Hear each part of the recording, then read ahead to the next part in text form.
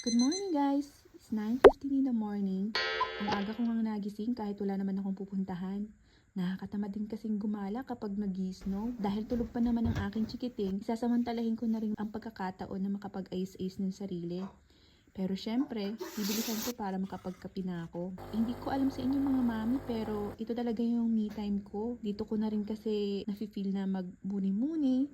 Yung maiisip ko na lang na ang bilis pala ng araw, umpisa na naman ng buwan. At dahil nga umpisa na naman ng buwan, kailangan ko na padala ng allowance ng anak ko. Buti na lang, may mabilis at maaasahan na pera padala service from Europe to Philippines. Ito ay ang TransferGo. Madali lang gamitin at hassle-free. Pwedeng-pwede kayo magpadala kahit nasaan kayo, nasa bahay, galaan, araw o gabi, caring-carry lang yan. At ang first 2 transaction natin ay libre, wala itong hidden charge. But wait, there's more. Alam niyo ba na kapag nakapag-repair kayo, pwede kayong makakuha ng 20 pounds sa marirepair ninyo at magre-registered sa TransferGo. Ano bang hinahantay nyo? I-TransferGo nyo na yan!